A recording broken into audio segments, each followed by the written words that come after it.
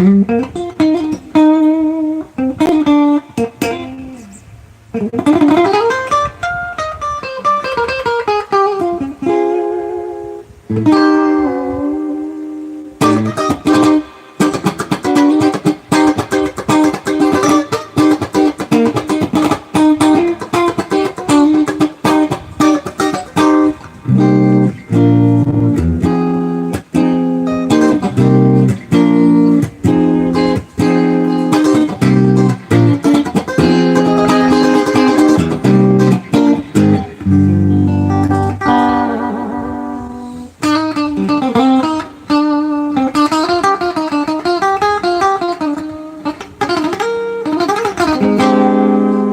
see, that's the clean sound. It's got a lot of reverb.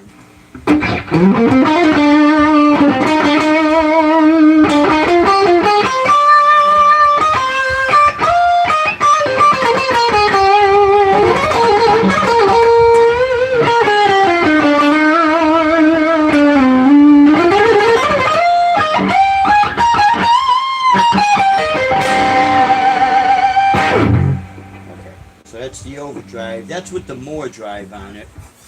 And so yeah, this is the demo of the Fender George Benson model Hot Rod Deluxe.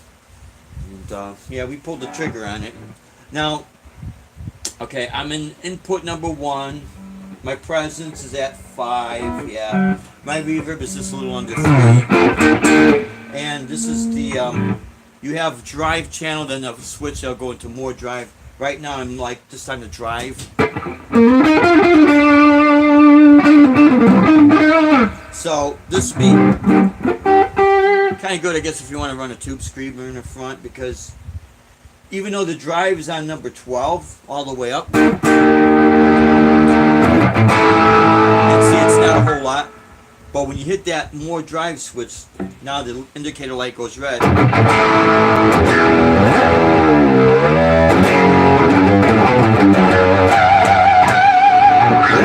So even with that being said, now I'm gonna go back to the clean channel. It's this particular amp is not a what do you say, a lot of distortion. Hey Sonia, what's happening?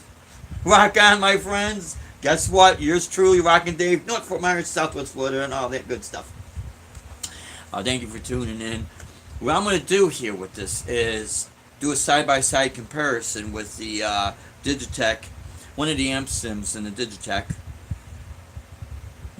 which would be equivalent to the Fender sound versus the actual Fender amp. Yeah, I'm real glad that we got this amp, because this might have been a limited run. It's not a Guitar Center exclusive. I want to first of all thank everyone that did chime in and said, yeah, you know, cool amp, and I really appreciate that. And I even appreciate the one that says, no, I wouldn't buy that, because I appreciate everyone's honesty. And this particular amp is not a metal amp. It, you know, I'm sure now with some of the what's called the amp in the box pedals, you might be able to get a really good Plexi Drive or Marshall JCM 800 out of this real close. What you might not get is that bottom punchy sound. Hey Ron, what's happening, my friend? Yeah, you know, I really appreciate everyone's honesty. And again, like I said, if no one really likes the amp, hey, that's fine. This is not, you know, I'm going to unsubscribe you because you didn't like what I did. No. I appreciate people's honesty, because, see, they did have a used Marshall DSL 40C, like the new version that came out, for about $25 less than this, which would have been nice, no problem. But when I plugged into this, I did like the sound, and for me, I guess what it's always been. You either had the Marshall sound or the Fender sound, and then everything else sat in between, and especially the PV amps. They were like right in the middle. They were like the poor man's amp, you know, but they worked. They were workhorses. But basically, it's either the Fender or the Marshall, you know. And if you think about it, the Mesas, they're great amps, Mesa Boogie. But they took the concept of hot rodding a Fender amp to get it to sound almost like a Marshall. And then what happened was it became their own identity. And let's see, Ron Limber, what's happening? What I am going to do about it, right? Yeah. No, Ron, that's everyone's opinion is valued. You know, I will agree with you though. If you want like a punchier sound, you're not going to really get it out of a Fender, especially this particular model, because what they did with the Hot Rod Deluxe later on, they did put a Celestion speaker in it to give it a little bit more of that push, that type of a Marshall sound. But with this being geared more for cleaner sound, because George Benson is a jazz guy, jazz and R&B. He wanted that clean sound with the extra headroom. So that being said, that's why. Now I didn't do a side-by-side comparison with this with another stock Fender Deluxe, Hot Rod Deluxe. But I played one before and I know instantly it has more of a tougher sound. But this has a 100-watt Jensen speaker in it, custom-made Jensen speaker in it, and the magnet's pretty big. And the reason, so you get the extra clean headroom. The tubes are two 6L6 power tubes and three AX12AX7. However, it's really two 12AX7 and one 12AT7. And that AT tube is sitting by itself, and that gives a little bit extra clean, for that particular purpose. So I like it. I like the way it sounds, and I like the covering, the way it looks.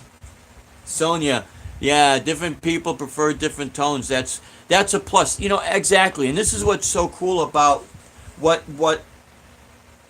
makes everything so cool about the guitar community and the guitar playing as a whole. Back in the days when you went into the recording studio, they always had a Fender Twin, a good studio. Fender Twin, Marshall, they had some other older amps, but really back in the day, that was primarily it, And then the JC120, the Roland JC120, because that was popular. And for a while, the Gallien-Kruger GK250ML. I had one. It was a little stereo amp, metal casing, and it was on pretty much a lot of recordings, as well as the JC120.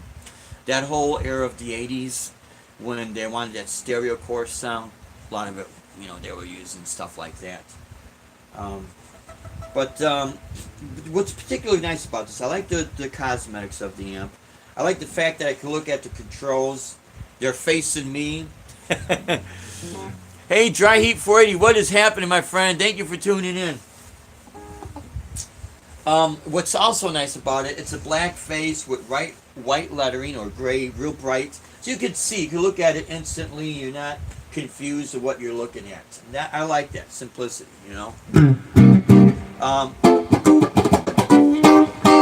Again, I love what I could do with this Digitech. I mean, it's incredible. I'll never get rid of this thing, and this is my primarily live gig setup. So the amp is when I want to do recordings, and I do not know that I would purchase that amp for myself, but I'm still, let's see. Yeah, I'm still learning what I have works for me. You know what? Absolutely. There was someone, I forget who it was, I talked about the Fender Champion 100. And they basically were, no, that's not, maybe. I mean, he didn't mean anything bad about it. He's being honest with his opinion, and I respect his opinion. And I don't want to disclose who it is because I'm not out to bash anybody. He didn't mean anything bad about it. But I think maybe he misinterpreted what I said, and I mean, we all sometimes misinterpret what people say, But I guess I asked, would he go out there and use that, and he was like, almost that's like a toy. I said, you know what, if the thing stays, if it works great, when you crank it up, because 100-watt solid state is really more like 80, 70 watts in that range, and when you crank it, it does start to lose its tone. But now here's the plus with that particular amp. There was a young girl, I don't know, maybe she was still in high school, and she had a video of her playing it. Jimmy T, what's happening? Yeah, you have it. Here, Sonia. I'll tell you what. If we didn't get this amp, and let's say later on I was going to buy an amp, I probably would have bought that. And that would have only been later on when, because it's a real inexpensive amp, but there's something magical with that amp. You got 100 watts, solid state. You have 2 separate channels, and it comes with a foot switch. You got 2 12-inch speakers. So, in reality, and I'm sure you could take that, and I would have loved to play that with a live drummer. And you'd probably get to like maybe number 5 on that amp. Maybe 6 or even 7. And still get a pretty, really good, decent tone. The magic is when you go that loud, you back down on the gain, you set some of your tone, so now you do get a really good sound. It's loud, Now, we know it's not a full 100 watts, but so maybe it's really like 50 or 60 to 75 watts. That's plenty loud. In some of these places, they don't want people to play loud anyway. But now, you're getting an amp that still has a fuller sound because you got 2 12-inch speakers. And what's really cool with that channel switching, the clean channel, it's just basically set for more like a Fender Twin blackface. And then you got the digital effects. So you can have one channel. As a matter of fact, Shane from the Blues did a video on this too, and I like what he did. One channel, you could have like certain reverb effect for the clean channel. Then on your dirty channel, you could have it set for a Fender Sonic, Supersonic amp, or Marshall type, and you could set it for more of a delay. And that foot switch, when you go into the dirty channel, now the effect switch activates that channel. So let's say you want to turn off the delay. You'll turn off the delay on that channel. So that when you foot switch back to the clean channel, now you just set for reverb. For the price, brand new, I think it's about $350. I saw a used one in mint condition for like $299 with the foot switch and everything. I'm not going to put that amp down, man. I'll tell you what, that amp has a decent sound equivalent to the Boss Katanas. Okay, the Boss Katanas I think sound great. My only problem is with that, for a live setting, you got to buy an extra foot switch. I think they're available now. So the foot switch, that long one, is like $100. The FS5, I think it is or FS6 is like $60, I think it is, and that will work with the 50 watt one. It's a great sounding amp, the Katanas. But again, now you got to buy something else, and you got to spend more money. And with the 50 watt Katana is what, $250. So now you order, and you gotta think about this, because if the store doesn't have the foot switch, it's on order. You got to gig that Friday. Your foot switch. Sorry guys. So the foot switch, as I was saying, doesn't come until the following week, and now you're pushing buttons. I'm not saying you couldn't get through the gig or anything, but it's kind of an inconvenience. So, point being made, when that girl, she did a little demo, she was all happy, and I sent this, on the comments, I said, hey, that's a great amp, and yeah, I would use that. I would use that out. If that amp will work at an outdoor festival, let's say you're playing at a farmer's market, right? Something that's deemed as, it's not a real gig, But guess what? What is your ceiling height when you're outside? When you're outside playing, what is your ceiling height? What is your room dimensions? It's outside.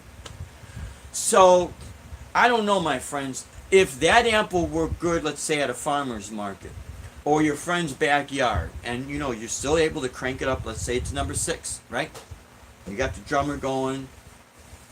Don't you, and it sounds good. Let's say you do an entire gig. You do a 4-set gig outside with that Fender Champion 100 with your band. And it sounds good. You had a good gig. Everything's cool. You're playing outside. Then what's the difference if you're on a huge stage outside at a festival, but now you're on the main stage? Guess what? Your just ceiling height may be capped off at maybe 75 to 150 feet. But you're still at the outdoor elements, right?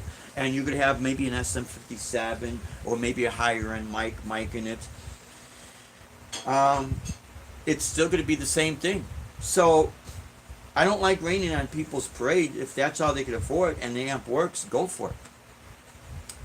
But the reason why we grabbed this, one of the other reasons, if this is a rare run, and I think these came out in 2013, this could turn into something similar to my Marshall Plexi I had, the Super Lead 100, and but this time I'm going to keep this because I'm not going through the trade-ins I've done was crazy. I saw a guy do a video demo on a 1981 Ibanez Tube Screamer, and it was all banged up. Oh, play, yeah. I'll definitely play, yeah. Yeah. No, yeah, you know what, Sonia? Yeah, the foot switch. I've got the foot switch for the amp and the Boss. Okay. The Boss dual foot switch. Yeah. I'll tell you what, Sonia, if you get a good sound out of that amp, and I heard some of the demos on there, Deb's making herself a little drink. You like that? She's mixing cement. No, there's if that amp lasts. See, this is always look at this. If the amp lasts and it sounds good, and you only pay $350, you won. You just simply won. And well, maybe it won't be worth a value. Well, if it works for you, then it's worth a value to you. Janice Salala, how are you? Hi, I'm talking. Yeah, taking you to the store.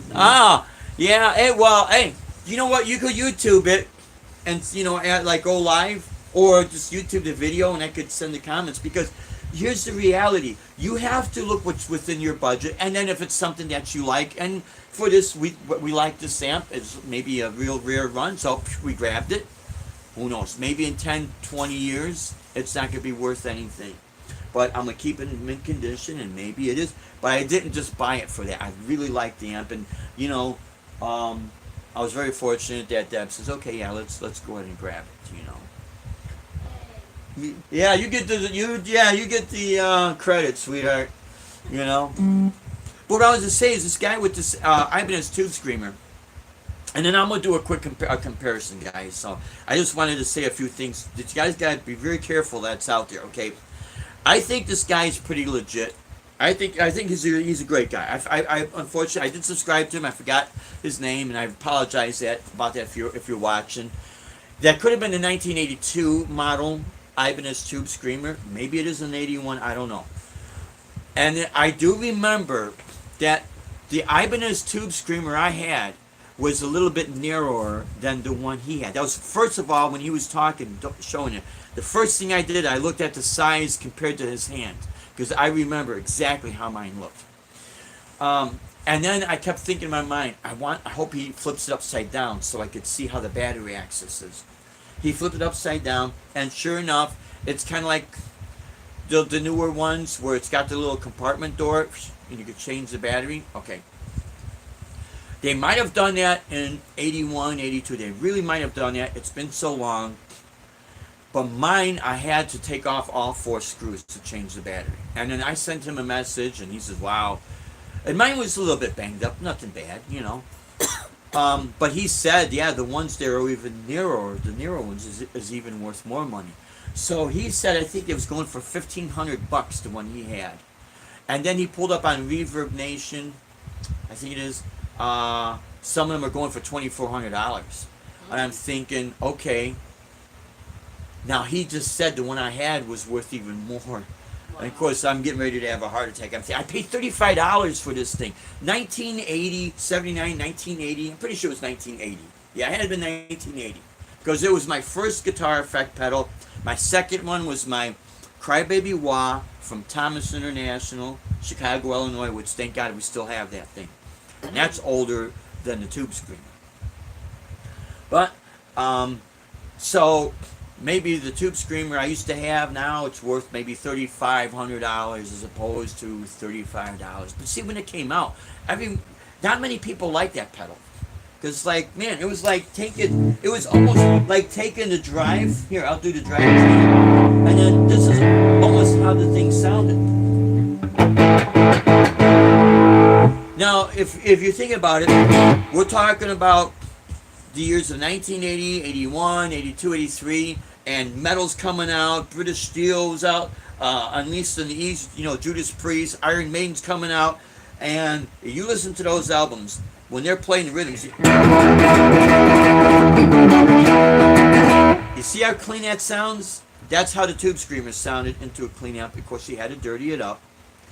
But see, we really didn't know that because what we know now, that wasn't really known back then. Everything was in the experimental stages. So it was a different time. Oh, wait a minute.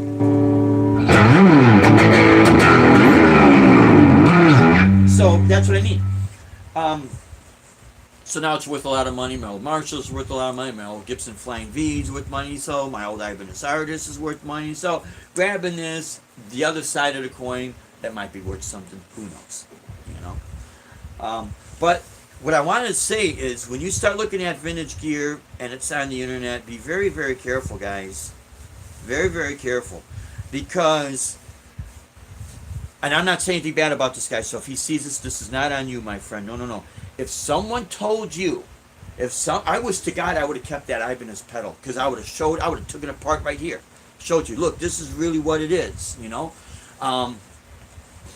If someone were to say to you, or maybe told him, yes, that's an original 1980 Ibanez Tube Screamer, it's the first run. No, it wasn't. Because the first one, it had to have been that one I had. Because it was new in the music store. Everyone hated it. I think $35. The MXR Distortion Plus was going for, let's say, $90. The Boss DS1 Distortion was $110. I think for my chorus pedal, I paid $110 for my CE Boss chorus.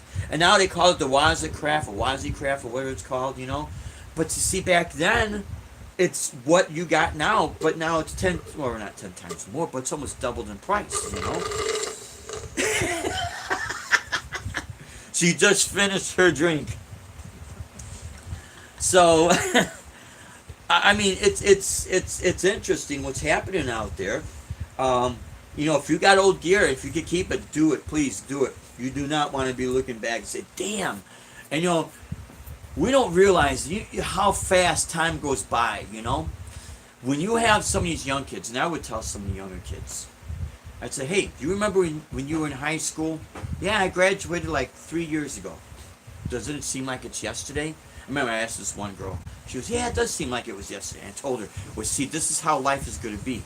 Watch in 10 years, 5 years, 10 years is going to seem like yesterday. Then when you hit our age and our middle age, you can remember in high school, remember the 80s like it was yesterday, remember the things you had, and it's like you don't realize how much time went by. And that's what I mean.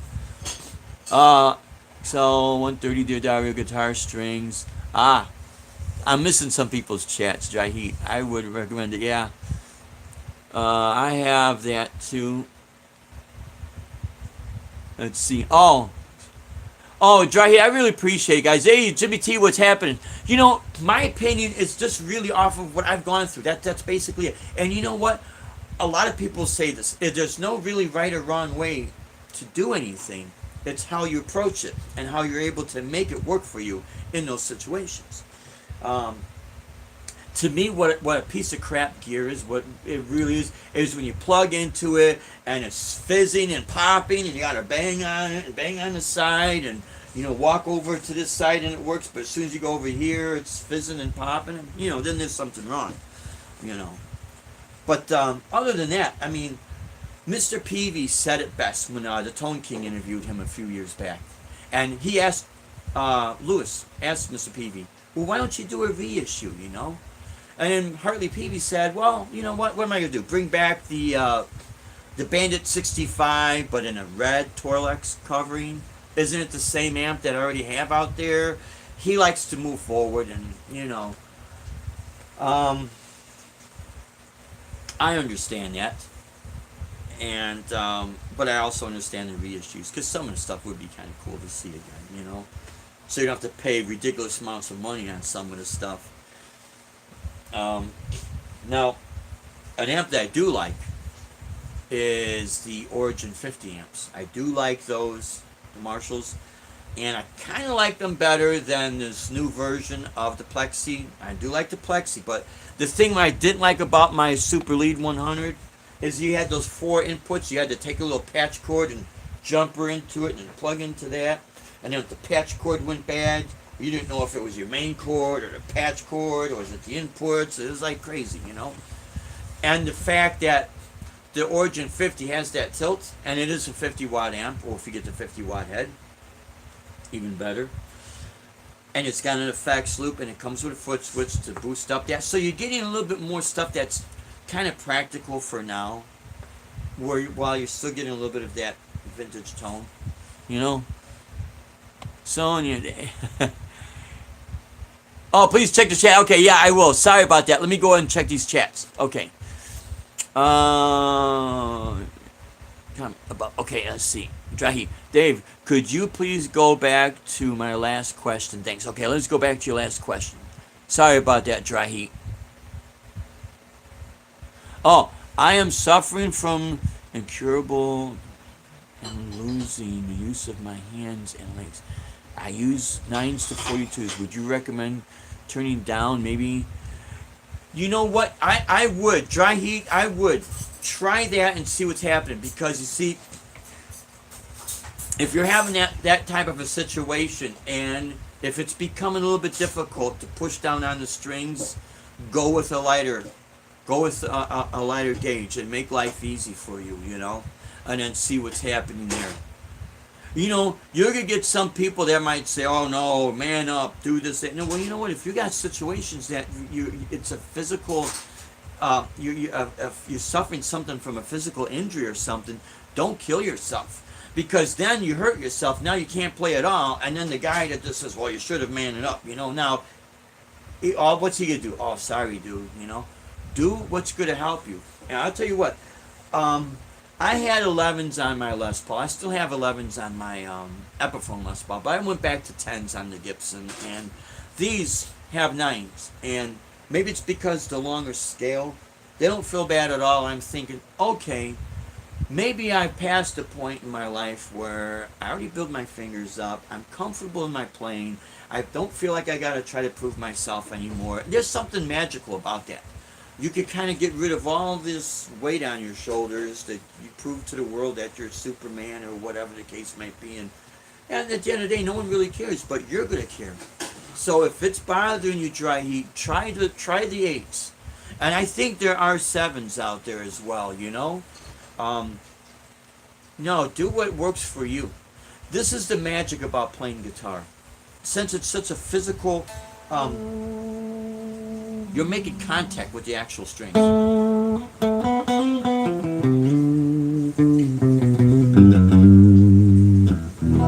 And even if you want dry heat, maybe use a lighter pick if you want. I'm not going to, ridicule a person because they had to go with lighter gauge this or lighter gauge. No, who am I to ridicule? But you see, you can get people out there like that, dry heat. I know where you're coming from on that. And thank you, Sonia and Janice and Dry. Thank you for reminding me about checking out his question. DB Cisco, what is happening? Thank you for tuning in. Yeah, let's see what I'm missing out here. Yeah, and thank you so much, Ron. Yeah, you're valued, man. All you people are valued here. Dragon Man, what has happened? Yeah. Okay, this is interesting. Okay, Excel 130, Diodario guitar gauge 8 to 38. Okay, with Diodarios, the only thing I don't like about Diodarios is they all come in that same package. You gotta pull all the strings out, and sometimes they get all twisted. I mean, they are marked, That's why, for the fast convenience sake, on these I got the Ernie Ball. But I got my acoustic guitar, and especially my nylon string guitar, I use Diodarios. Diodario extra hard tension for the nylon string because of my picking technique.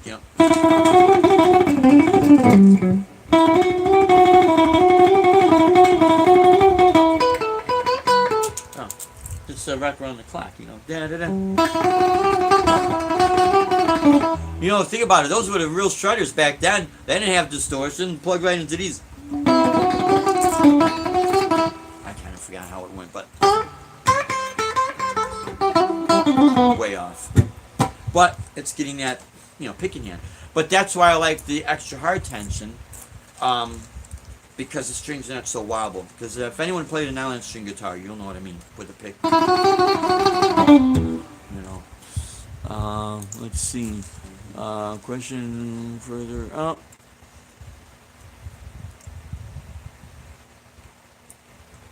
Sorry, guys. I'm still very sorry to hear that, Dry Heat. Yeah, they please. Okay, yeah. Which thank you so much for leading to me that question. But yeah, super, extra super light.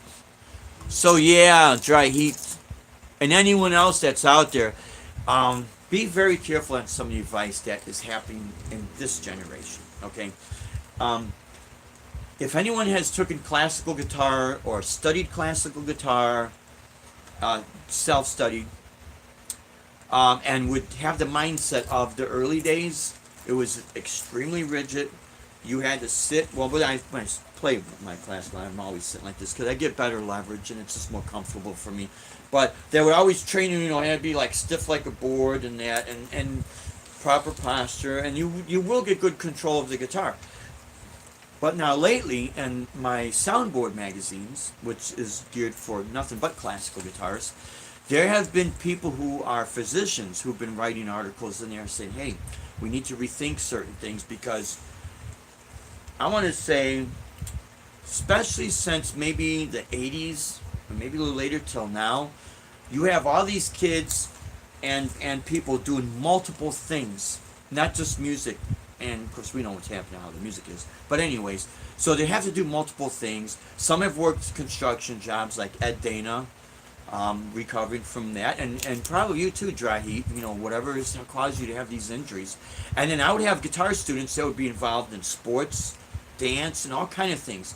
So when there's an injury, now try to tell somebody that they have to practice a certain way when their doctor says they can no longer sit straight up like that for a long period of time. They might have to lean over or they might have to rest back due to an injury. So now there you are as a guitar teacher, not even realizing there was an injury. So now how do you teach a person that's coming from that point of view? When I had special needs students, I would have to alter everything for them. And it's not that they didn't know anything. They were very, very smart. But what happens is you have to start altering your lessons for that specific person because, hey, well, I don't know what people have done in their life. And maybe they did. Maybe they had a bad accident and now they have an injury where they can no longer use their pinky or their third finger. So now how do I help them achieve their goal as best as they can? Because trust me, there's nothing that's impossible. There is absolutely nothing that is impossible. I've seen it. I've seen it with one. I'm back again. Brent McCord, what's happening, my friend? Jeff Underwood, hey, I was just checking out playing a little while ago, man. Joe Winch Project Cup. Joe's a great guy. Check out Joe Winch Project, man. And check out Jeff Underwood. It's always good seeing people play. It really is. Now I'm missing that in the chats. Tuning down to start what seems easier to start with. Maybe go down the gauge. Yeah. Here's the deal. Yeah, yes. Very true, but it's life. Really sucks though, yeah. A home player, not worried about being in key with. You know what? Dry Heat. Let me tell you something, man. I love it when I get together with some of these people that have these, I call them Mr. Spock supersonic dudes, and I'm not trying to insult anybody. But they kind of bring it on themselves when they're going to tell you just how off you are all the time, and you need to do this, and you need to do that, and I'm a perfectionist, and I live in this bubble that, I live in a real world, and I live in this bubble that, I live in a real world, and yeah, I try to perfect as best as I can. But now guess what? When I go out and I play in the real world, it's not the perfect world. So you're going to look, a person that wants to be a perfectionist is going to look more like an amateur if they don't know how to shift things to that environment to make things work. And I'm not, again, this is not to insult anybody because I've got a lot of respect for people who really try hard. But it's when they try to tell everyone what they're doing wrong and they need to do this, that, and then they're not even gigging, or they're not even doing anything. Well, how can I take that person's advice and I don't see the proof? You know what I mean? That's the only thing I have about that type of advice. But you do got to be careful because there's all kind of advice out there. Oh, someone's kitty, huh? Been through a bad time. I got our cat. Oh, Coyote got a cat. Oh, yeah. Sorry to hear that. Coyote got your cat. Oh. Hey guys, I'm sorry to hear that. I don't know where you're at because you're gonna have coyotes in a lot of places. Okay, and you got to be careful with cats, small dogs. They tell people down here in Florida, people like to take these strolls along the water, and they got their little dog or their cat, and it's real nice. And all of a sudden, they're walking right along the shoreline, and all of a sudden, bam, a gator comes out, grabs it, boom. One lady, I guess this happened in Orlando about a year ago. She was fighting the gator, and the gator got her. And of course, they found her arm. So they caught the gator, and then they cut what was left of. What was left of her was in the gator's belly, and it's very sad, very very sad. But you cannot tempt Mother Nature. But now it could be a situation your cat got out, and these coyotes. I mean, they'll run around, man. So I'm very very sorry to hear that. Our pets are part of the family. How about it, Deb? And I really feel for people when they lose their pets because they are your family. You know what I mean? If you think about it, people will deceive each other, but pets will never deceive you. If you're good to your pet, chances are your pet will never deceive you. Isn't that something? That some people will say, well, maybe it's just a dumb dog or it's a dumb. No, it's not a dumb dog or a dumb cat. A lot of times they got more sense than we do. They act more compassion than sometimes we do, So again, I really apologize about that. And it is a lot to go through, Dragon Model. It really is. I remember when in that Muriel cabinet, we have our ashes of our other cat. And, I mean, wow. We had to put him down because he was just that sick. And he was like, 19 years old? And sometimes when you try to fix your pets, it makes it worse, and then they suffer even more. We've gone through that with one of our cats. So, I really apologize about hearing that. Yeah. Yeah, nylon strings. Yeah. Yeah, nylon strings are out there. And then they also, Ron, they do have, and I tried these, and I tried them a little while ago. I've tried them years and years ago, man, now, back in the early 80s, I think. The silk guitar strings. Where your treble strings are, unwound strings are still your steel strings, but your wound strings are wound, but it's like a silk winding. You know what I mean? So it's still kind of soft, it's still kind of hard, but it's still kind of soft. And on an acoustic guitar, those bass strings are a little bit tougher to play on. They really are. So I can make a slight truss rod adjustment, and the guitar will become more expressive. I don't know why. Yeah. I'll tell you what, there's certain things with some of these guitars, they're just, I don't know, man. And it doesn't matter how much money you pay. It's, see, if you're paying big bucks, you shouldn't have to do anything. You know what I mean? I was talking with a guy.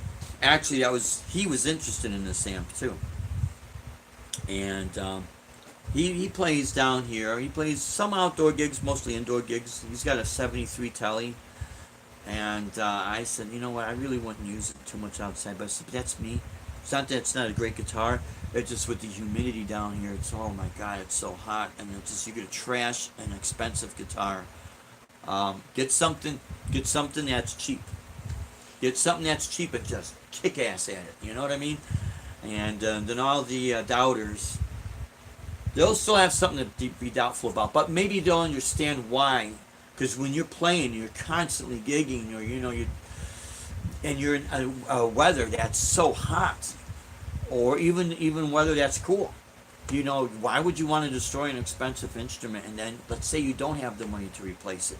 See, not every you might be riding high in a hog for a while, but you know what? When that party is over, now you got to start thinking about, oh my God, I shouldn't have spent that money on that. Now I can't get the money back for it, and now I got an illness coming up that I gotta pay off a doctor bill or whatever. So you have to kind of think things out.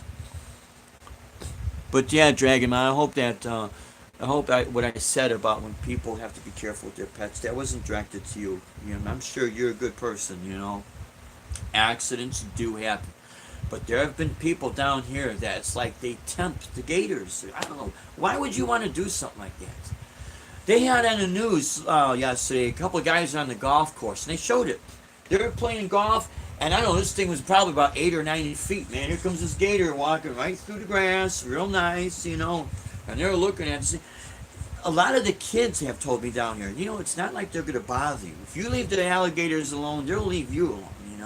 It's not like, you're in Jurassic Park and they're chasing you down and it's doom and gloom, and that's Hollywood. That's reality is they're out for survival just like anything else.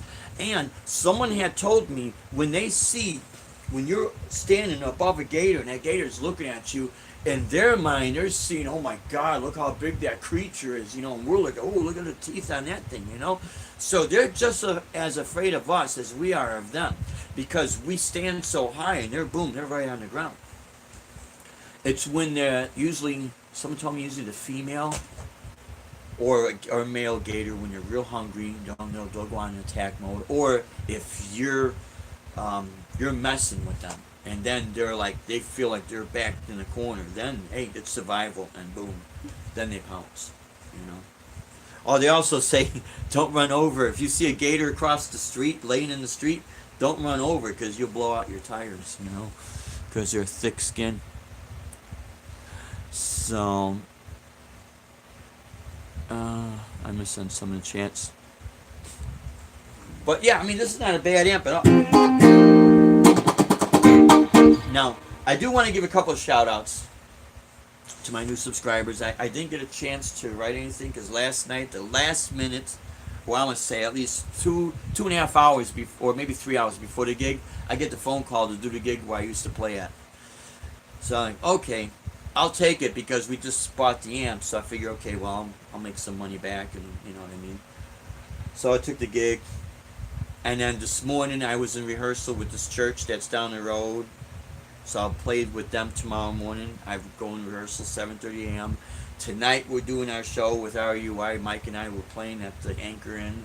So, it's weird because sometimes it dries up and all of a sudden, boom, here it is all at once, The club owner calls you, and he was real nice. He had to get the license, and he told me he's sorry he hasn't returned the calls or anything because, he had to wait to get the license. So you go to apply for the license. Now you're on hold. You got to wait for this person to return the phone call. So a lot of times, club owners, they got other things they have to tend to. So I understand.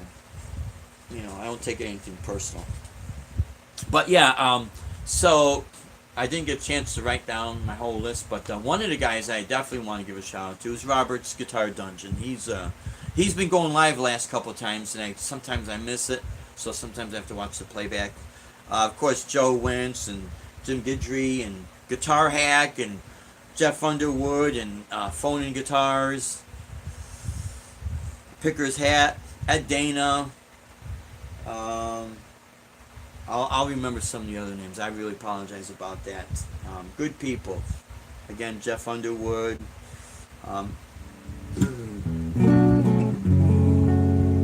Lala, of course. But there's a guy that I almost forgot about, and I apologize, and he's an extremely good guitar player. Perfecto de Castro, Philippine guitarist, killer guitar player, man. And I don't mean just like a really good shredder with a lot of good chops that could play all multiple styles of music. I first saw him when I was doing research on Cathedral, a company out of Austin, Texas, that makes 10-string classical guitars. And I mean the fretboard, you think a 8-string is wide, you won't even see a 10-string in there like that wide. Um, and it just sounded incredible. And when this guy was demoing it, I'm like, wow, does that sound beautiful? And he was playing a couple of standard pieces and some of the Baroque pieces, which would be the period of Bach. Um, that's in the Baroque period. And when you play, now think about it, a nylon string classical guitar, you're not going to run it through a distortion box. So when you hear it as a clean sound, it's incredible, man. It's like nothing else. It's like you're playing a piano, man. You hear that depth of those deep strings, like, whoa. So the guy's name was Perfecto de Castro, and he demoed another 10-string guitar. And then later on, I'd see him playing electric, and I thought, oh, that's pretty cool. Well, unfortunately, my bag, I kind of, you forget about people as time goes on, and you're busy rehearsing and all that, and then you're checking out other YouTubers and that. Well, I saw him doing a demo on a company called Gokko pedals, Gokko, and I was impressed with these effect pedals because he's saying that their price range is like from $50, $60, and then they had a couple of ranges of what's called the amp in the box, someone like the Plexi, and another guy was demoing it like right into like a Fender amp, and when he started playing, I was like, whoa, man, you could almost feel the Plexi, but mixed with the Fender, It was really, really cool. And then I got on their website, and I, asked the guy, I subscribed to the guy's channel, and was asking him questions, and then basically, when you're going to take pedals that say they're amp in the box, and let's say you want to go direct, you do need to run it through an amp simulator. And I do know ADA, which I remember that company from the 80s, they have one that's like a speaker simulator. And it's got different type of switches. When you run into that, so let's say you get your amp in the box. And let's say you got the Marshall Plexi, it's got it's a preamp, and you got your settings, and you got your drive channel. But then you got to run it through a speaker simulator if you want to go direct. Otherwise it's not gonna, it'll sound halfway decent, but it's not gonna sound, nowhere near like it would sound if you ran it through an amp, a speaker simulator. So, yeah, he did some great demos on it. I was just totally impressed by this. And there's a couple other people I subscribed to. And again, one guy does a lot of demos on the Boss Katana amp, and he does some killer demos, man, with all different styles. Juno, I think his name is. I apologize, and I will write the names down, and on my next live chat, I will make those announcements because I want people to subscribe to all these people's channels. He's now doing some demos on the Boss GT1000, and wow, great player, great demos, So there's a lot of good gear that's out there. Yeah. Yeah, being injured, Sonia, does suck. It really does. Oh, I lost and used my pinky when I was. Oh, most use of your pinky. Oh, I see. Yeah, DB Castro. Yeah, you lost most of your pinky. Didn't stop me. Don't laugh out loud. Yeah. See, you have to be resourceful. Now, when I said, and this was pertaining to anyone that has smaller fingers, okay? So you could do these finger stretches,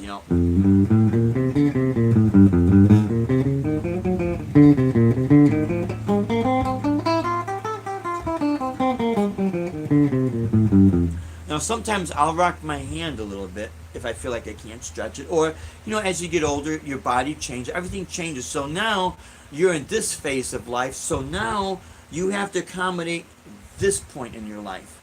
So go ahead and, rock your fingers if you have to.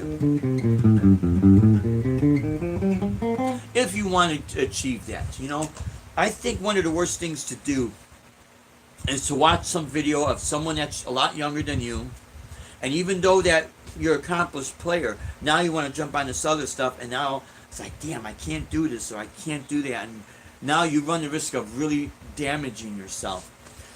Um, I used to think that if a person settles for their playing style and their skill at that point, when I was younger, I used to think, oh yeah, they're hanging it up, or yeah, they're giving it up, or let's say a good example of Eddie Van Halen. I would read these articles where Eddie Van Halen's not contributing anymore to the guitar. Well, who said that he was supposed to? You know, just because he made it really famous to do the two-hand tapping with the high gain amps and everything, and so he already made his mark. Now, it's really tough as a creative person when now you want to just really focus on creating music and not being challenging music.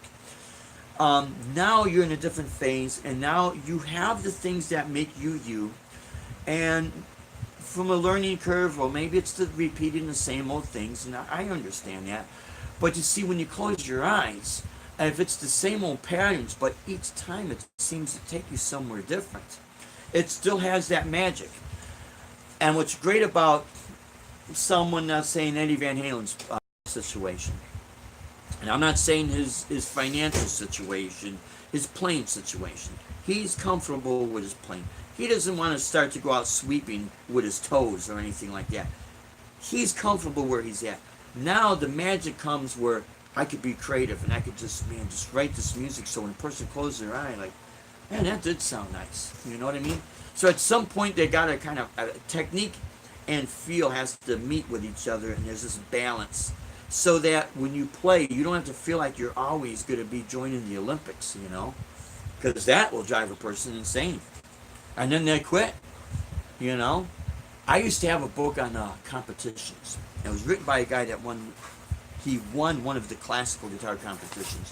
And he said, man, no matter how much you're on top of your game, you got to always watch the next person behind you so that if you want to maintain your status as, you know, king of the hill, or maintain that status, now you're going to watch all these people constantly, and if they're coming up with something, now you feel like you got to incorporate that. And what starts to happen is that musically you start to lose the musical quality, and you're always worried about the technical quality because you need to win the next competition. You need to be staying as guitar players, gallery of the greats, 10 years in a row now. Now you're shooting for 11 years. Now you're shooting for 12 years. At some point, you're going to get tired and say, you know what? I just want to make music. So I guess my point is, don't feel so bad if there's a certain technique you cannot play like you used to. You're still able to get that same quality musically out. Maybe it's not as fast, or maybe it's in a different position to make it easier for you. Don't worry about that, because if you ever had to play to a group of people that are blind, they're not going to see all the fancy stuff you're doing, but they're going to hear what you're doing. You know, the other senses open up, you know.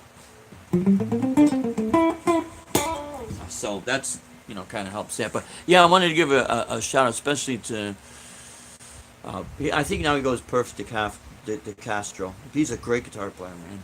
Great guitarist. Okay, so this is what I'm going to do. Yellow Ocean, the original song, what's happening, man? Yeah, I know you posted up a video. I have not been able to check it out yet, but I'll definitely check it out. A lot of this, I've seen a lot of your videos. It's like you're in like an auditorium setting, playing live, and what I like about stuff like that, it's so real. I'm not saying not to doctor things up and you want a good production for a specific video. That is cool too, but what I like about, like, Steve Ray Vaughan, it's plug in and play, let's go. You know, there's the magic. And sometimes, you know, people have said how long it takes to do all the editing on these videos, and a lot of people don't have the time. And it's very, very tiring. If you ever had to do mix downs on your own music, and you have the headphones on, I call it sonic fatigue. After a while, you're just hearing it over and over and over again. You're tweaking. Now you're starting imagining things that's not even there. And at some point, it's like, okay, I need a break from this. I'm losing my mind. So let's see if I can catch up on these chats. Yeah, oh, Florida and gators. Yeah, yeah, dragon. I'm in California, Dave. We don't have gators, thank God. Yeah, yeah, but you know what? I'll tell you what. I didn't realize this because living in Chicago all my life, we have Lake Michigan. So you go swimming in Lake Michigan. What do you got in Lake Michigan? What, catfish maybe? People's feces flowing around, which is disgusting. Beer cans. But down here, and as well as California, you go in that water, man, and you go swimming out further on. All of a sudden, a fin goes by, followed by the tail. Like, uh-oh, there's Jaws. Hey, they're really down here, man. And again, anything, if you leave it alone, chances are it'll leave you alone. But you start messing with them, you're in their territory. And I am not going to start to tackle on the shark. The guy, just in Jupiter, Florida, I think it was, which is, I think, further up north from us. Maybe it's on the, we're on the west side. Maybe it's the east side. Anyways, he's swimming. He's got his GoPro. They just had, sorry guys, again, it got cut off, But I'm saying, the guy, he's swimming, and he's got his GoPro, and he happens to look down, and what does he see swimming? I don't know, maybe about 50 feet underneath him, a big great white shark swimming. And then someone had already tagged it. I think the shark's name is Salty. Big old boy swimming down there. And it's just minding its own business, so it's not like it's going to come and attack. But if that old boy got hungry and happens to see this guy swimming, and the way the sun, I guess this is during the day, the sun is going to cast a shadow. That guy swimming is going to look like a seal. If that sucker is anywhere from 15 to 18 feet long, and he makes a beeline, and they'll do like 30 or 35 miles an hour, someone said they could swim. You get something that big that's going to hit you, where are you going to go? And when they hit you, it's like a train wreck, man. Boom! And then they start taking a big chunk out of you. You're toast, man, I'll go in a cage. I think that'd be cool. Maybe. Never use yourself as bait. Yeah, you're DB Cisco. You're right, man. Don't use yourself as bait. Don't tempt any of these things, man, because that's their turf. You could think that you're invincible until you find out. Yeah. Hey, maybe I think he could establish credibility. Yeah. Yeah. Let's see. Dale Palmer, what's happening? My plane is off. I would prefer to play to a definite. Dale, you have so many times I've had it where I hit a wrong note, and I don't mean to. Yeah, there's part of it when it gets humid. Your fingers stick, it's like, I'll hit this instead of that, I'm like, oh crap, But then there are times, it's just, something happens. That's why when I do these gigs, if I'm playing 2 or 3 hours, I like to just do the whole gig straight through. Because as soon as you take a break, you get something to eat. Because at these functions, people would feed me. I get nice. I get something fat. I'm hungry. I'm not hungry anymore. Now it's like, now I'm tired. I don't want to play. Now I feel like talking to people, And I don't like, I don't like doing that. I do pictures in my videos to distract. I see stuff like that with doing pictures and scenery. I think that is really cool. That wouldn't be something I wouldn't mind doing. Or like Joe Wentz, he has a GoPro, and I have to see the second part of it. He just posted up the other day. One of those like helicopter drones. But I wouldn't mind seeing about getting a drone later on. I mean, I'm not gonna blow money if I don't have to. But I think it would be cool getting a drone, like a submarine drone, and take it in some of, the ocean part and go underwater, Because you have enough aerial drones out there. And you got issues with that, with, FCC or, the air traffic controllers and all that. You know what I mean. I just can't remember the names. But, it would be interesting to take something that's that could submerge underwater, because there's a lot of cool stuff that's down here that we have yet to see. Yeah, it sounded good. Standard. Let's also add some high end EQ. Oh yeah, yeah. My fingers hurt sometimes too. You know what? I'm gonna tell you something, guys. What I used to do when I was laying down tracks, and let's say if it's anything that incorporates a full bar chord. Well, Dave, why would you play a bar chord? You play them in the bars. But you know what I mean.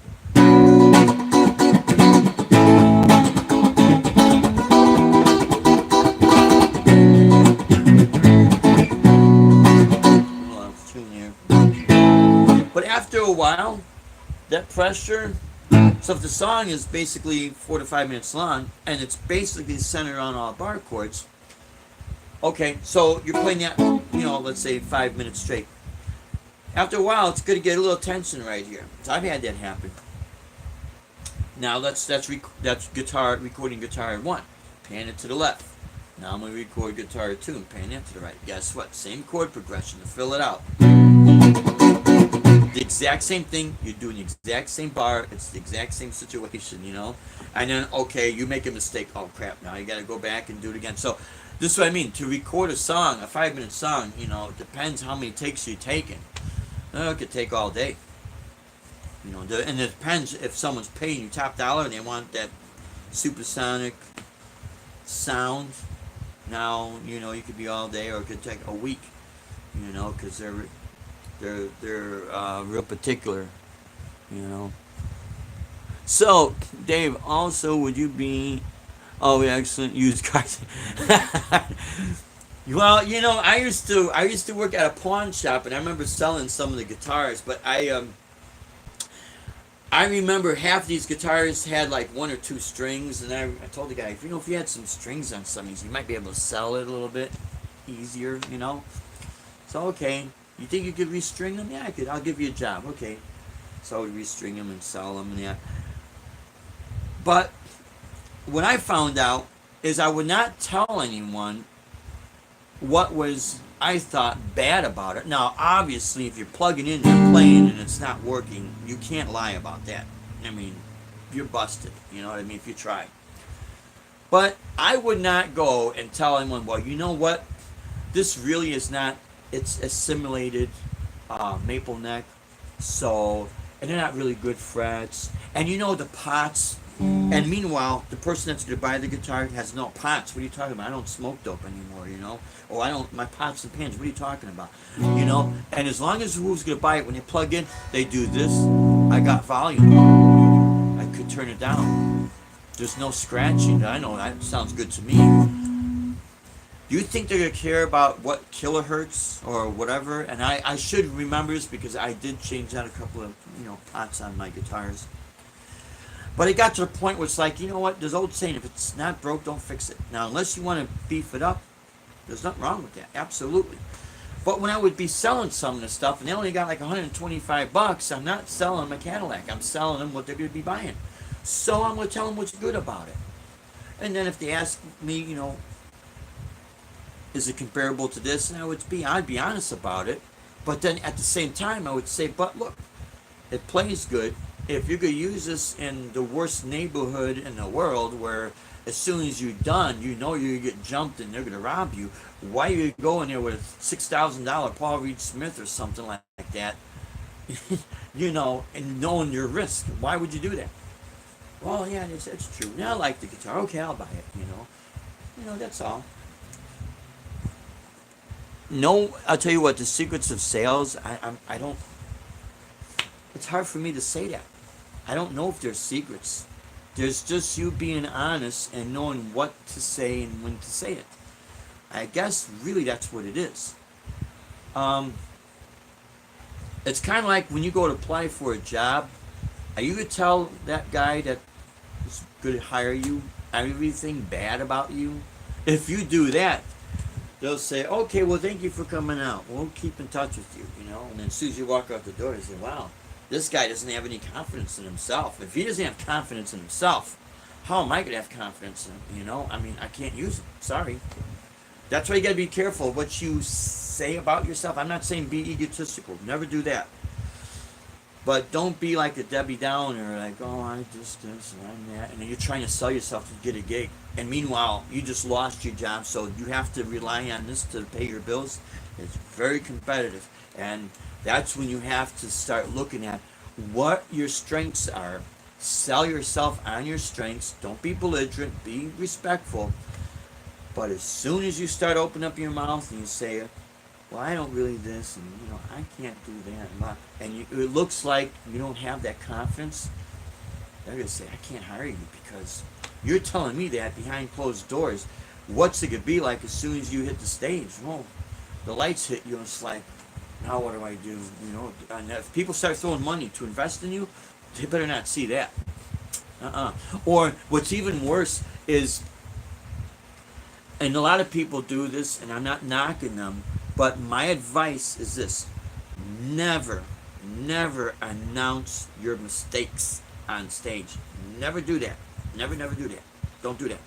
Because if someone wants to hire you for a function that, man, I like what this person's doing, and they got, they got energy, they get along with the crowd, they look like they're having fun, I like their music, and you can make the slightest mistake, and even if it's a pretty major mistake, let's say it's a major mistake, and if you do draw attention to it, you laugh at it as it's part of the show, you make it where everyone feels like, yes, that was cool, that was, don't do it as like, damn, I made a mistake, life is over, because now you're going to blow yourself that sale, because that person sees that, they're going to think twice on hiring you, and that's the facts.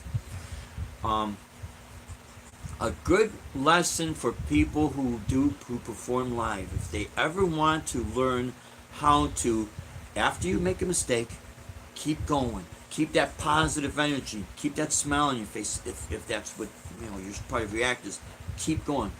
Watch these Olympic skaters, and the only reason why we watched them is my sister-in-law was training for the Olympics as a figure skater. I think they have it probably the toughest because they have to be always perfect, and you could see the expression on their face. They'll do a triple spin or a quad spin, and they'll land a little off, or they'll fall, and then they still have to get up. You could see just that split instant. They're like, damn. Now they still have to finish the rest of the routine. So they got to get that damn feeling out of the way and just move positive like it didn't even happen. That's my advice for performers. Don't use the Ralph Cramden effect.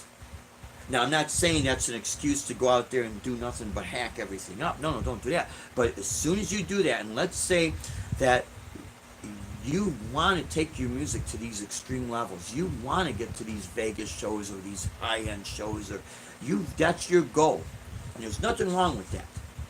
That's a great feeling to be able to do stuff like that. But you're going to kill yourself if you announce every mistake you just made. Because now the person that's going to hire you for the next big show is like, okay, well, everyone was into it. Now all of a sudden they're kind of like down because this guy just said he made a mistake and his whole demeanor went down. So when your demeanor goes down, the audience's demeanor goes. When you're performing live, you're trying to create an atmosphere, and you're trying to draw those people in. The worst thing to do is draw them in and then crash. You know what I mean? And I mean it happens, but don't make a public announcement on it, because now you just blew it, and I've seen it happen with a lot of people. And that's why when I do my live gigs, I don't mind when people see that no one's paying attention. I don't mind when people are not. I want people to see how reality really is. Now, how do you get through this? Because I had so many people ask me, Dave, what is your secret on you keep going? You got this energy.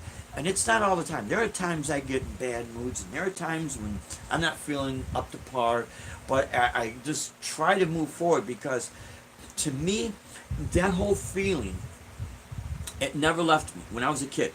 I started playing at 11 years old. I was, my birthday's in November. We had the Christmas show, so I was 12 years old. 12 years old was my first performance in front of like 300 people. And even though it's in school, yeah, it's an assembly, yeah, it's like, oh, isn't that nice they're playing?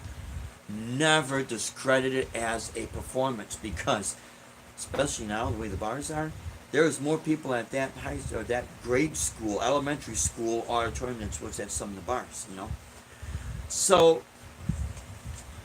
what I got out of that, and I'm playing with like 4 or 5 other people, like other guitar players, and we're just sitting there strumming along. We were having fun, and part of the fun was looking at the people smiling. They're having fun. So you know, when you're a kid and you see your friends having fun, now you want to have fun. It's like there is no egos. You're too really young to understand what that is. You just see someone smiling back at you.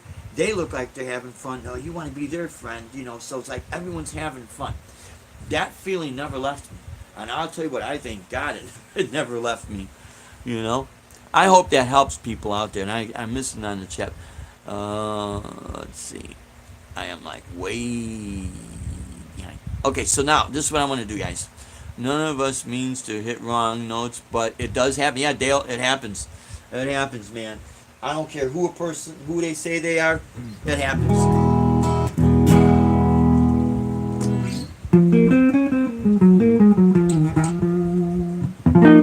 Okay, now this is what I'm gonna do. So there's my Fender sound, right? Go ahead and stand by. And now I'm gonna plug into my Fender sound on the Digitech. Now those are smaller speakers. Do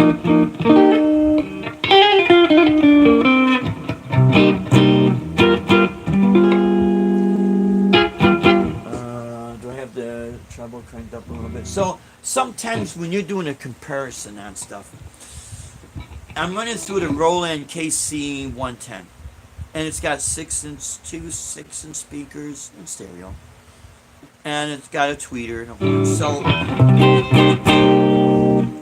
all I have on here is the Fender simulated sound and the reverb.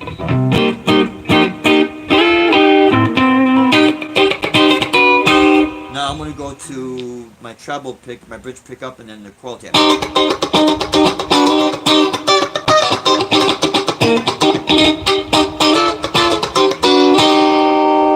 Okay, now I'm going to go back to the Fender. I mean, you're going to tell the difference, the speaker and the warmth of the tubes. That's basically, you're not going to get away from it. Yeah, I'm still set on my treble pickup, my bridge pickup, with the coil split. Maybe I should crank it a little bit. So, there is a difference, but now, FAA, thank you, Dale. You know what, man? I was talking to Freddie that works on the guitars here down here at Guitar Center, and he was going to buy this amp. And he had mentioned something about, and he said, I forgot what I was going to say. I forgot about it. And then he goes, you know what? At this age, if I forget about it, then it wasn't important to begin with. But that was important. FAA, I appreciate that. Dave R's Guitars. Hey, thank you for stopping by, man. Yeah, FAA, exactly. See, they're the ones that got everyone kind of like this with all the drones. Yeah, there is really cool. So, oh yes, multiple drones. It's not cheap. Yeah, I wouldn't think it is. But oh yeah, it's super cool. Yeah, I know. Oh, phone calls. Yeah. So you know, of course, you're gonna have the different. Now here's my distortion. Now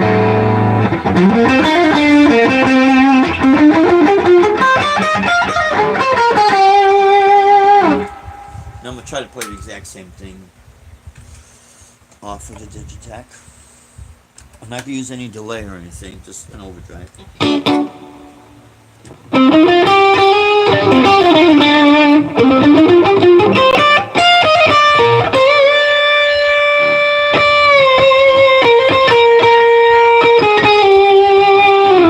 So I mean, it's not that bad for what it is, you know, the Digitech.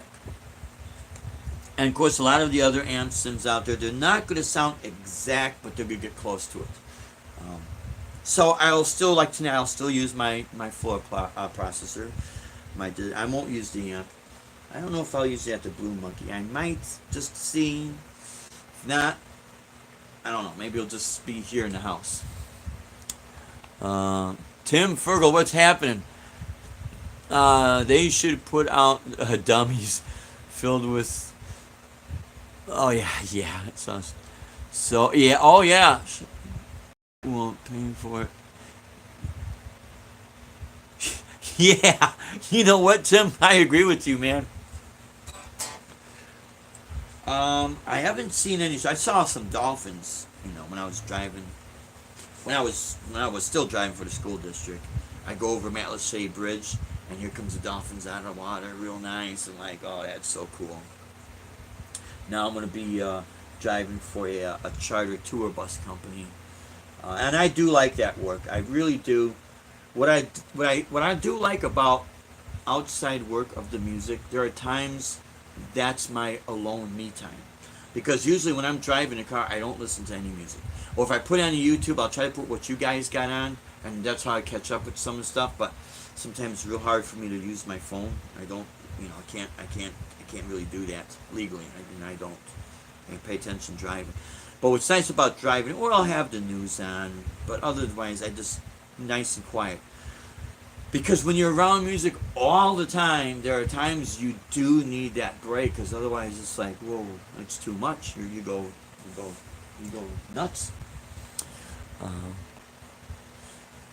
So let's see. Tough to try out a guitar with missing strings. Yeah, Dale. That's what I mean. The guy bought the strings, so which is no problem, and then put them on, and let's see, what did it take me? Depending on how many packs of strings we had. The whole Saturday afternoon, because I worked on Saturdays. Well, I worked every day there, but Saturday was a good day that I could get in there. Saturdays and Mondays.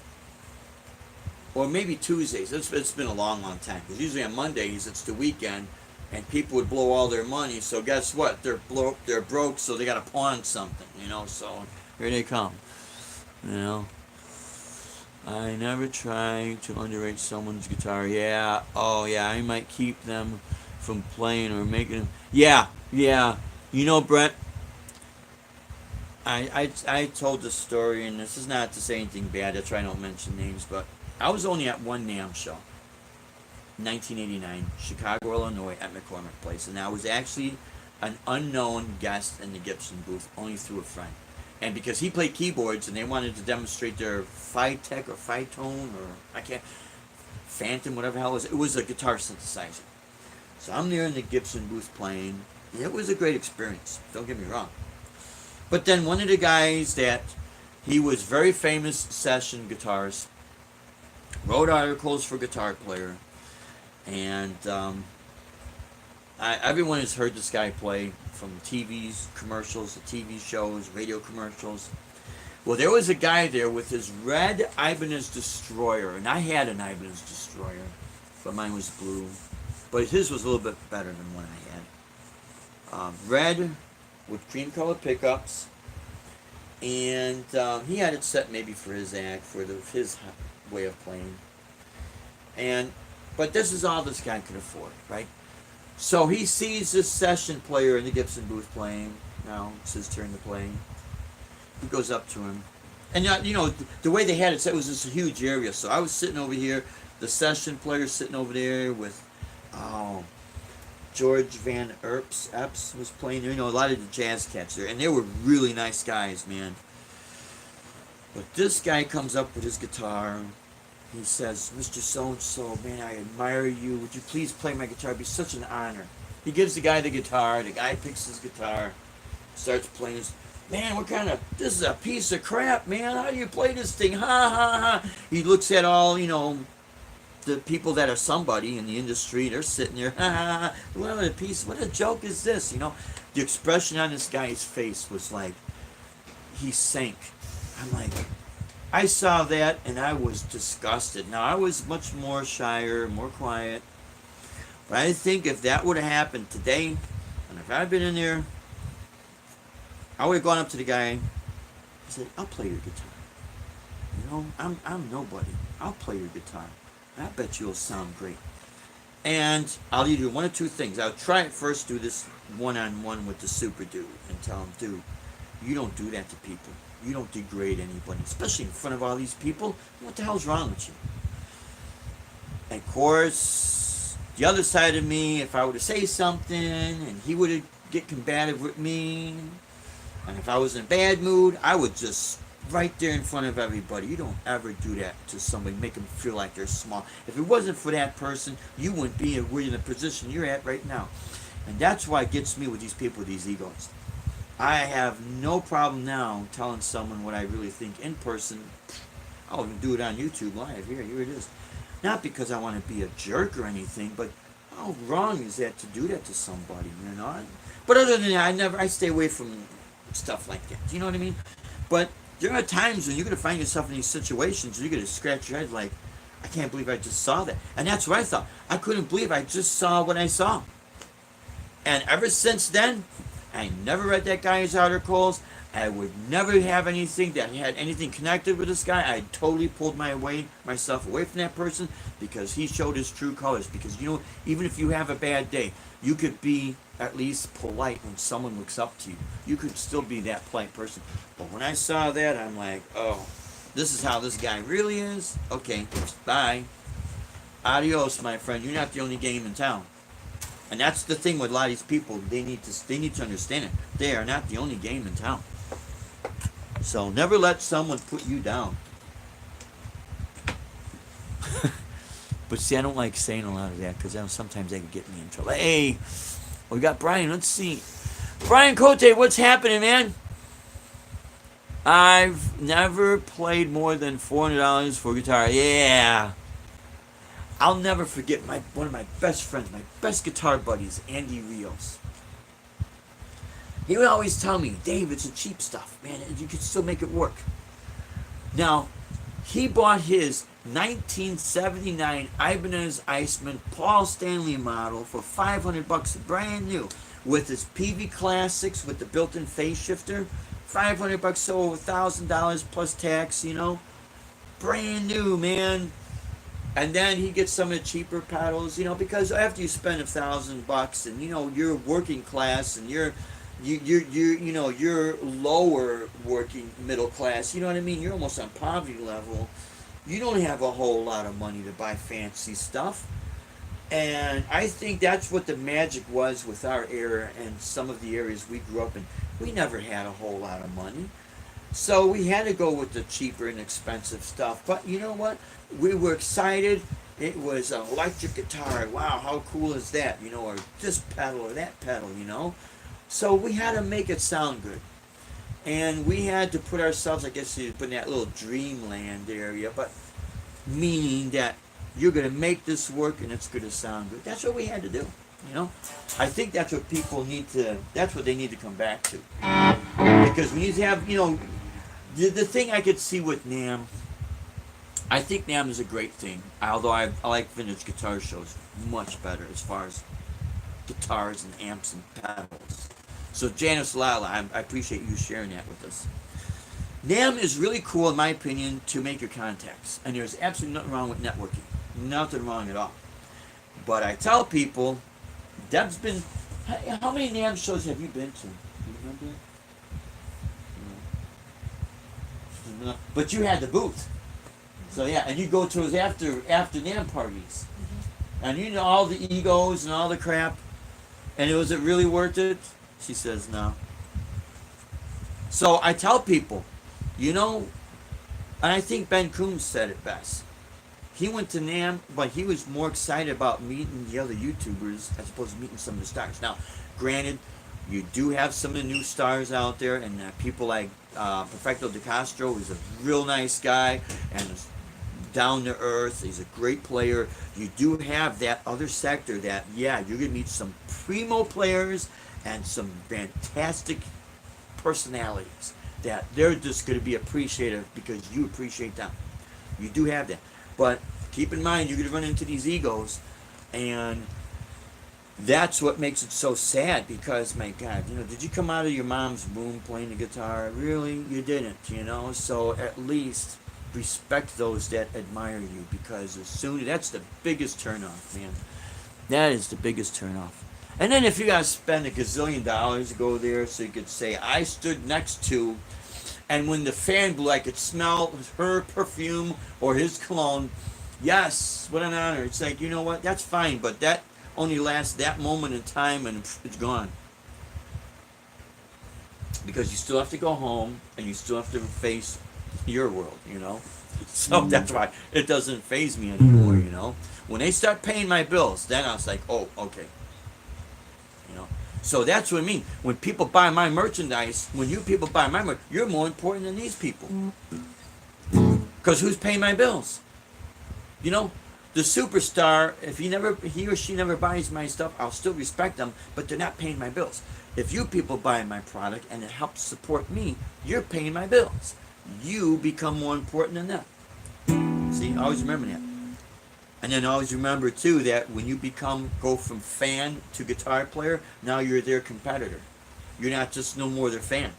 Especially if you got your chops and you could play, and now people start liking you, and they're sitting there in the other booth looking at you like, uh-oh, so and so is coming up. I better jump on my game, because you know what, they could take my job down the road, because Mr. Star Producer happens to be walking down the hallway and he sees this. Oh, I better do something. And that's how it really is, guys. And they don't. Some people don't tell you, but you think about that is. Anyways, enough of that, right? Guitar noise, what's happening, man? Thank you. I appreciate you stopping by, my friends. You know, I really do. I want to congratulate Guitar Hack on his over 500 subs, and I want to thank everybody. I think I hit 400 subs. I appreciate so much, so I got to make my list, and I got to just give you guys a shout out one by one. You know, I will do that. I apologize about not doing that. And I would do with Guitar Hack. He just bought a Gibson Firebird a couple of days ago. And yeah, it's a little different than his Les Pauls. He's not taking out in his gig. He's got a gig this weekend, I think. I think he'll take it on his next gig. But it's going to be interesting to see its tuning stability versus on the Les Pauls. Part of that is the Firebird has the reverse headstock, and unlike the Gibson Explorer where the headstock is tilted, you know, like a hockey stick, your high E in that still goes down. Where it looks like on the Firebird, it's like straight. And because of the reverse headstock, Ben Coombs had mentioned that. And ever since he mentioned that, it's made me look at reverse headstocks. Now, it could be a pain, you know, I tune it this way. Whereas the 6-line, it's easier this way. But ever since he made this comment, you look at a grand piano and you see how your bass strings are longer and your treble strings. Could it be a tuning stability? Or it could be just that low end, that bass, you know, for that extra depth. I think it's more of that. But ever since he said that, if I were to have a custom guitar built, it would have a 6-line reverse headstock, because I really think there's something that is there that I never saw before. And when I was at the church earlier today, first thing I did, the lady playing the piano, I met her, and first thing I noticed was the grand piano. And I had the Ibanez. I had the Gibson, but I was playing most of the Ibanez. And as soon as I looked at the bass strings and then the treble strings, part of that short distance to get that high pitch, you know, but I thought, I wonder if there's something to this. I could be wrong, but I thought that was kind of brilliant observation there. Oh, TC, yeah, take care. I thought like TC Electronics. Tell you what, man, I'm so old school. It's Suave Trainwreck. What's happening, man? Suave, when I saw you do some of those challenges and you're doing the shred challenge, I'm like, man, this guy really could play. And you did it on the slide guitar, the lap. Oh, dude, that was impressive, man. That was impressive. And I've seen you do all this other stuff. I'm like, damn, man, this guy is pretty badass. And plus, you know, you work on guitars. And I also want to thank, you know, you for all your support. And when I get a chance to learn how to give people wrenches, I'll be able to do that. See, right now I'm just so stupid with this stuff. It's like, I don't know, because I do everything. Yeah, but I appreciate that Suave Trainwreck, and I appreciate Detroit Wrecker. Yeah, I like Detroit Record. He had sent a message. I didn't answer him back because if I did, then everyone would see the comments because he asked if I bought the amp. And yeah, we bought the George Benson Fender amp, Hot Rod Deluxe. Sounds great, man. Like I said in the video that I posted, the incredible unboxing. The last time I owned a tube amp was 1985, and I was still playing all in between, still gigging. So see, that's what I mean. Um, you work with what you got. You work with what's going to be easy for you, and you make it sound good. Don't worry about all the stuff that you cannot afford. Buy it because you can afford it. And I do like what GTV Guitar said. Buy it if you got the money. Yeah, that was, I do appreciate everyone. Everyone's support is important to me, man. So, okay, guys. So, all right, guys, I'm going to get ready to go here. I want to thank everyone for tuning in. And yeah, maybe just one more real quick comparison. There's your Fender, the Fender Tube Tone.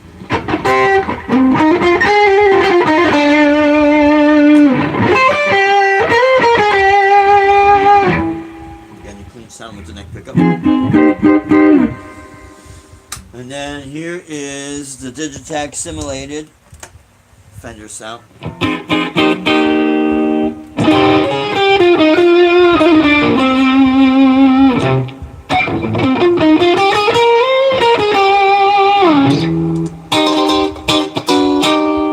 So, yeah, there's definitely a difference there. Anyways, my friends, we will try to go live tonight, because I don't know if... we'll see if we can. We're playing from 6 to 9 at Anchor Inn with RUI, and if not, then I'll see if I can do some videos. But thank you so much. I really appreciate DB Cisco and everyone. I really appreciate all you guys' support. Yeah, that tube sound is nice. Yeah, Brett, there's really nothing like it, man. When I had the opportunity, I thank God and thank my beautiful wife. Says, okay, let's grab it, and we ain't getting rid of this one, man. So, all right, my friends, hope you guys have a great weekend. If I don't see you, we'll try to do something tonight, post up live. Sonia, thank you so much. As always, you guys totally rock. You guys mean a lot to us, and we appreciate your support. Thank you so much. Until next time, as always, rock on, my friends. Have fun with the guitar, and God bless. You guys take care now. Have a great weekend. So long.